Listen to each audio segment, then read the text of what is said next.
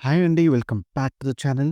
ఇంకా దీప్ అయితే కిచెన్‌లో వంట చేస్తూ ఉంటుంది. అదే టైంలో సుమిత్ర కూడా కిచెన్‌లో రావడం చూసి దీప్ అయితే ఇలా అంటూ ఉంటుంది. "మీరెందుకు అమ్మగారు వంటగదిలోకి రావడం? ఏమైనా కావాలంటే పిలవచ్చు కదా! నీతో మాట్లాడాలి" అని సుమిత్ర అంటూ ఉంటే, "అందుకే నేనే వచ్చాను. చెప్పండమ్మా, ఏంటి ప్రిపేర్ చేస్తున్నావు? ఈరోజు కాస్త తొందరగా వెళ్ళిపోతున్నాను కదమ్మా! చపాతీలు చేసి పెడితే మీరెప్పుడైనా వేడి చేసుకొని తినొచ్చని చపాతీ పిండి చేస్తున్నానమ్మా. అలానే కర్రీస్ కూడా ఉన్నాయమ్మా, చేసుకోవాల్సిన అవసరం లేదు. నేను మాట్లాడడానికొచ్చింది ఇందుకే దీపా. నువ్వు చేసే ప్రతి పనిలో నటిస్తున్నట్టు కనిపించడం లేదు. నిజాయితీగా చేస్తున్నట్టే ఉంది దీపా. నేనెందుకు నటిస్తానమ్మా? కొన్నిసార్లు అవసరం మనల్ని నటించేలా చేస్తుంది దీపా. నీకు కార్తీకి జరిగే పెళ్ళిని ఆపుదామని తాళిని దాచాను. కానీ పైకి మాత్రం నవ్వుతూనే ఉన్నాను. అంటే ఆ క్షణం నాలో నిజాయితీ లేదు దీపా. నిజాయితీగా ఉన్నట్టు నటించాను. నిజాయితీగా ఉండడానికి, నిజాయితీని నటించడానికి తేడాను నాకు స్పష్టంగా తెలుస్తుంది దీపా. అప్పుడు దీపా, నేను నటించట్లేదు, నిజాయితీగా ఉన్నానని మీరే అన్నారు కదా! అన్ని విషయాల్లో నువ్వు అలానే ఉన్నావా? పోనీ నేను ఏ విషయంలో నిజాయితీ ఉన్నట్టు నటించానో మీరే చెప్పండమ్మా. అదే ఆలోచిస్తున్నాను దీపా. నాకు కావాల్సిన వాళ్ళు వెళ్ళిపోతుంటే చూసి కూడా ఆపలేదు. నాతో ఏ సంబంధం లేని నువ్వు మాత్రం నీకు అవసరం లేకపోయినా నా కోసం వెతికావు దీపా. తిరిగావు. నేనెక్కడున్నానో తెలుసుకున్నావు. నన్ను నీ ఇంటికి తీసుకెళ్ళావు దీపా. సేవ చేశావు. నా కోసం మాటలు పడ్డావు. పోలీస్ స్టేషన్‌కి వెళ్ళావు. ఎక్కడా నాకు నీలో నటన కనిపించలేదు దీపా. ఓ రక్త సంబంధం కోసం మనం ఎలా మనది అనుకొని చేస్తామో, నువ్వు అలా చేసినట్టే అనిపించింది దీపా. ఇక దీప అయితే లోపడితే ఇలా అనుకుంటూ ఉంటుంది. నువ్వు నా కన్న తల్లివమ్మా, నీకోసం కాకపోతే ఇంకెవరి కోసం చేస్తాను అని దీప అయితే లోపల అనుకుంటూ ఉంటుంది. అప్పుడే సుమిత్ర అయితే, నువ్వు నీ కన్న తల్లి కోసం, పోనీ తండ్రి కోసమో ఎలా చేస్తావో అంత ప్రేమతో చేసావు దీపా. ఇప్పుడు నేను ఎలా అర్థం చేసుకోవాలి దీపా? నేను చూసిన దీప వేరు, నేను అర్థం చేసుకున్న దీప వేరు. ఇప్పుడు నేను చూస్తున్న దీప వేరు. నన్ను ఒక కన్న కూతురిలా చూసుకునే ప్రేమ నీలో నా నుండి ఎక్కడి నుంచి వస్తుంది అని సుమిత్ర అయితే అంటూ ఉంటుంది. పైగా నువ్వు మా అమ్మవి కాబట్టి అన్నావు. నువ్వు అంటావు, కానీ నేను అయిపోతానా? కాలేను కదా! నేను ద్వేషించినా కూడా ఇంత ఇంత ప్రేమ చూపించగలుగుతున్నావా? ఇదంతా ఎందుకు దీపా? అప్పుడే కార్తీక్ వచ్చి అంటుంటే, అప్పుడే సుమిత్ర అయితే కార్తీక్ కోసమా అంటూ ఉంటుంది. అప్పుడు కార్తీక్, కాదత్తా, నేను ఇంతకు ముందే చెప్పాను, జరిగిందంతా కేవలం మీ ఇద్దరి మధ్య తీరుతున్న రుణానుబంధమే అని. కానీ నేను దీపన్ని ఒక విషయంలో నమ్మలేకపోతున్నాను కార్తీక్. అది నాకు తెలుసు, సమస్య నీలోనే ఉందత్తా అని కార్తీక్ అయితే అంటుంటాడు. నువ్వు నిజాలు నమ్మలేకపోతున్నావు. విన్నదే నిజం అనుకుంటున్నావు. చూసిందే నిజం అనుకుంటున్నావు. అన్నిటికీ సాక్ష్యాలు, ఆధారాలు ఉండవత్తా. మరి ఏ ఆధారాలు లేనప్పుడు దీప పట్టుకున్న గన్లో నుంచి బుల్లెట్ రాలేదని ఎలా నిరూపిస్తా అన్నావురా కార్తీక్? ఏది నమ్మాలో అర్థం కావట్లేదురా కార్తీక్. ఎలా అర్థం చేసుకోవాలో కూడా తెలియట్లేదు. దీప ఇప్పుడు ఒకేలా ఉంది. ఇది నువ్వు నమ్మాలత్తా. నేను చిన్నప్పుడు కోనేట్లో మునిగిపోతుంటే కాపాడింది దీప. నువ్వు కూడా తనని మెచ్చుకున్నావు, పొగిడావు, దీవించావు. ఆ రోజు దీపకి ఏ కల్మషం లేదే. ఏ స్వార్థం కోసం తను నన్ను కాపాడింది? ఏ ప్రయోజనం కోసం నా ప్రాణాన్ని రక్షించింది దీప?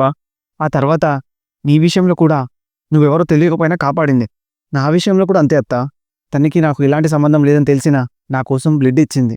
దశరథ్ మావకి బుల్లెట్ తగిన విషయంలో కూడా దీపతి ఎలాంటి తప్పు లేదత్తా. నిరూపించరా కార్తీక్ అని సుమిత్ర అయితే అంటూ ఉంటుంది.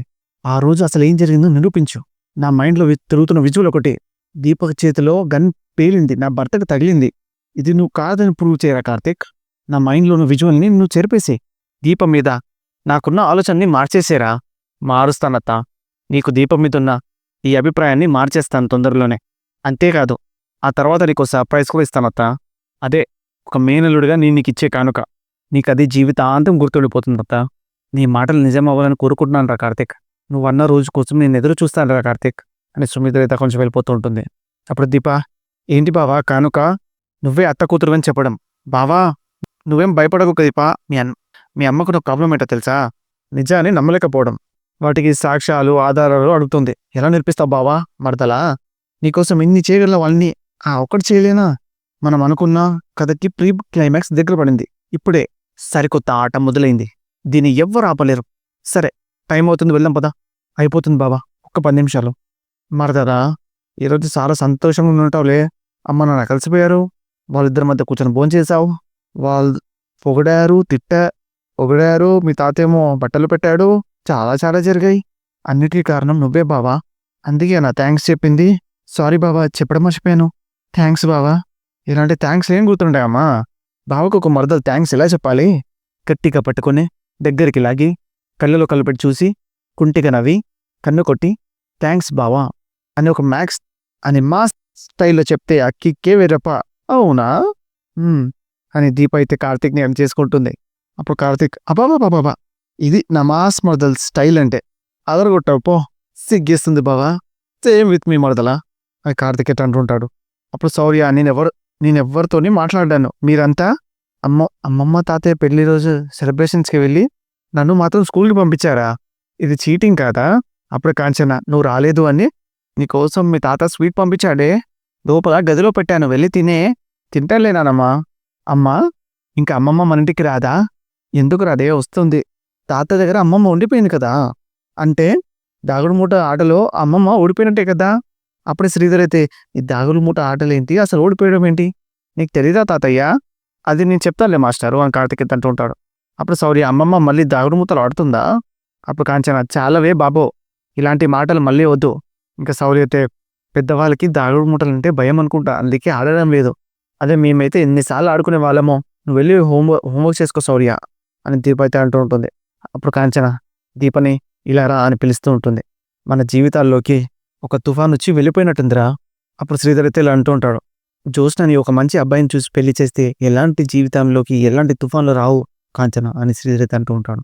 అందరూ ప్రశాంతంగా ఉంటారు. నువ్వే ఏదైనా మంచి సంబంధంలో చూడు మాస్టారు. మనం చూసినా వాళ్ళకి ఎక్కడ నచ్చుతాయా? ఒకవేళ బావకి నచ్చినా జ్యోత్స్నకు నచ్చదు. దానిదంతా అదో పద్ధతి. పొరపాటున ఎవరినైనా తీసుకొచ్చినా వాడు జ్యోత్స్న కంటే ముదురయ్యి ఉండాలి. లేదంటే పెళ్ళైన మూడో రోజే పారిపోతాడు వాడు. అప్పుడు కాంచన నాన్న ఏదో ఒక సంబంధం చూస్తారులేండి. ఇప్పుడైతే ఉన్న గొడవలన్నీ పోయి అందరం ఒకటైపోయాం. చాలా సంతోషంగా ఉంది నాకు. మనం ఎప్పుడు ఇలానే ఉండాలిరా.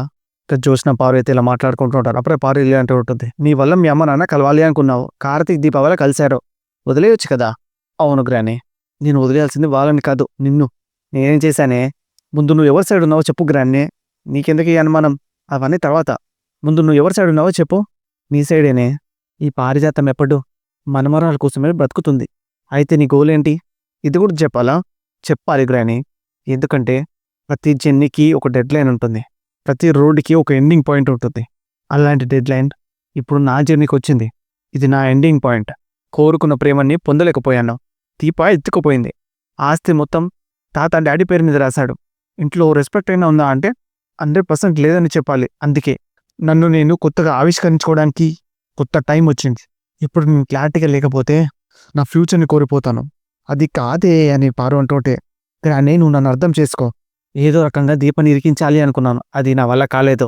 ఇప్పుడు సీఈఓ పోస్ట్ కూడా పోతే ఎంత అసహ్యంగా ఉంటుందో తెలుసా? వెళ్ళి నీ తాతని అడుగు. ఆయన దగ్గర నాకున్న రెస్పెక్ట్ చూసావుగా.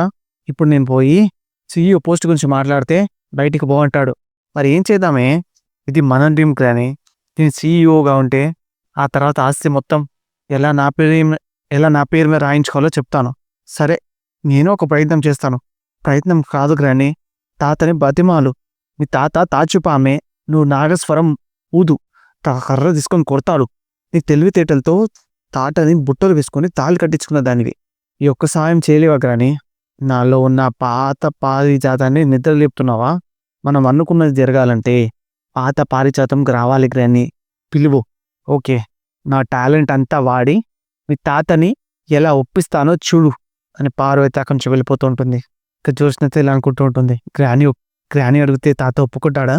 ఇంకా కాంచన అంతే ఇలా అంటూ ఉంటుంది. ఈ 2 రోజులు ఎలా బాధపడ్డామో ఈ కాసేపు అంత నవ్వుకున్నాంరా. అప్పుడే కార్తీక్ మన నుండి ఈ నవ్వులు ఎవరు దూరం చేయలేరమ్మా. మనమందరం కలిసే ఉంటాం కదా. అప్పుడు శ్రీధర్ కార్తీక్ ఈ మాట నిజంగానే అంటున్నావా? దీంట్లో అబద్ధం ఏముంది మాస్టారు? అలా అయితే నేను మీతో ఉండొచ్చా అని శ్రీధర్ అంటే కార్తీక్ అయితే షాక్ అయిపోతుంటాడు. మాస్టారు మనమందరం కలిసే ఉంటాం.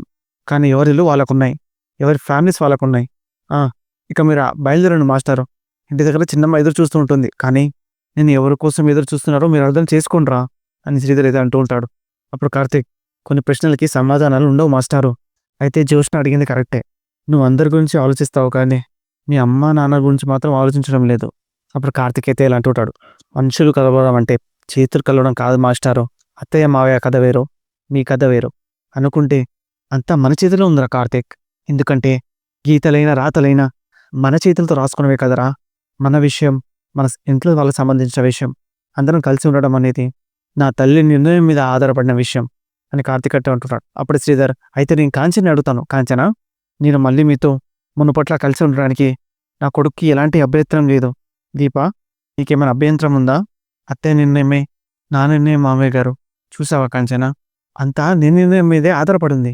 మీ అన్న కుటుంబం సంతోషంగా ఉందని, మీ అన్న వదిన కలిసిపోయారని నువ్వు పడుతున్న ఆనందం సగమే. అదే మన కుటుంబం కూడా కలిసిపోతే అది కదా నిజమైన ఆనందం.